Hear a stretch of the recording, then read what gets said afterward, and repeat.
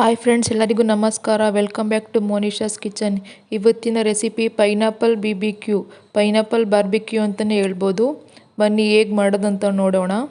First ಪೈನಾಪಲ್ನ cut ಮಾಡ್ಕೊಳ್ತಾ ಇದ್ದೀನಿ.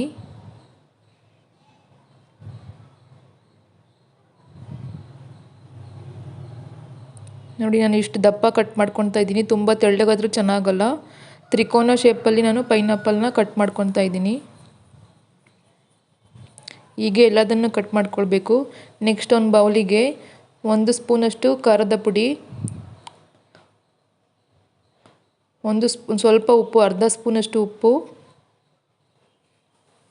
1 spoon chat masala,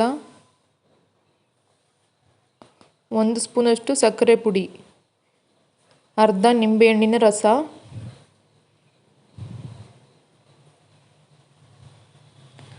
ಹಾಕಿ ನೀಟಾಗಿ ಮಿಕ್ಸ್ ಮಾಡ್ಕೊಳ್ಬೇಕು.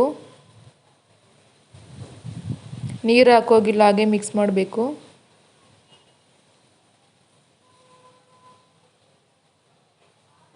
ನೆಕ್ಸ್ಟ್ ಕಟ್ ಮಾಡಿ ಇಟ್ಕೊಂಡಿರುವ ಪೈನಾಪಲ್ನ ಹಾಕಿ ನೀಟಾಗಿ ಅದಕ್ಕೆಲ್ಲ ಖಾರ ಎಲ್ಲ ಹತ್ತೋಗಿ ನೀಟಾಗಿ ಮಿಕ್ಸ್ ಮಾಡಬೇಕು.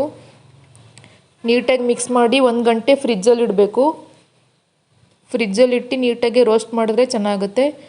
ನೋಡಿ, ನಾನು ಈ ಥರ ವುಡನ್ ಸ್ಟಿಕ್ ತಗೊಂಡಿದ್ದೀನಿ. ಅದಕ್ಕೆ ಒಂದೊಂದು ಸೈಡೇ ಚುಚ್ತಾ ಇದ್ದೀನಿ. ನೋಡಿ, ಈ ಥರ.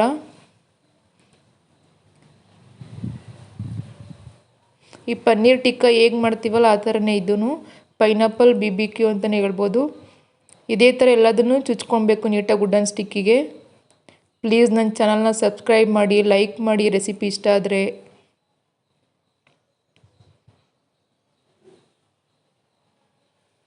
ನೋಡಿ, ಫ್ರಿಜ್ಜಲ್ಲಿ ಇಟ್ಟರಿಂದ ಅದು ನೀರು ಹೊಡೆಯೋದಿಲ್ಲ, ನೀರು ಆಗೋದಿಲ್ಲ. ಇದೇ ಥರನೇ ಎಲ್ಲದನ್ನು ಮಾಡ್ಕೊಳ್ಬೇಕು. ನೋಡಿ, ನಾನು ಎರಡು ಸ್ಟಿಕ್ಕಲ್ಲಿ ರೆಡಿ ಮಾಡ್ಕೊಂಡಿದ್ದೀನಿ. ನೆಕ್ಸ್ಟ್ ಒಂದು ತವಾ ಬಿಸಿ ಮಾಡೋಕ್ಕೆ ಇಟ್ಟಿದ್ದೆ ಫಸ್ಟಿಗೆ. ಇದೇ ಥರ ಎರಡು ಸ್ಟಿಕ್ಕಿನ ಪೈನಾಪಲ್ನ ನೀಟಾಗಿ ಹಾಕಬೇಕು. ಲಿಡ್ನ ಮುಚ್ಚಿದ್ರೆ ನೀಟಾಗಿ ರೋಸ್ಟ್ ಆಗುತ್ತೆ. ಅಂದರೆ ಒಂದು 2 ನಿಮಿಷ ರೋಸ್ಟ್ ಮಾಡಿದ್ರೆ ಸಾಕು. ಫುಲ್ ರೋಸ್ಟ್ ಆದರೆ ಸೀದೋಗುತ್ತೆ. ಫುಲ್ ರೋಸ್ಟ್ ಮಾಡೋಗಿಲ್ಲ, ಸ್ವಲ್ಪ ಮೀಡಿಯಮ್ ಫ್ಲೇಮಲ್ಲೇ ರೋಸ್ಟ್ ಮಾಡಬೇಕು. ನೋಡಿ, ರೆಡಿ ಆಯಿತು ಪೈನಾಪಲ್ ಬಾರ್ಬಿಕ್ಯೂ. ಪ್ಲೀಸ್ ರೆಸಿಪಿ ಇಷ್ಟ ಆದರೆ ಲೈಕ್ ಮಾಡಿ. Thank you.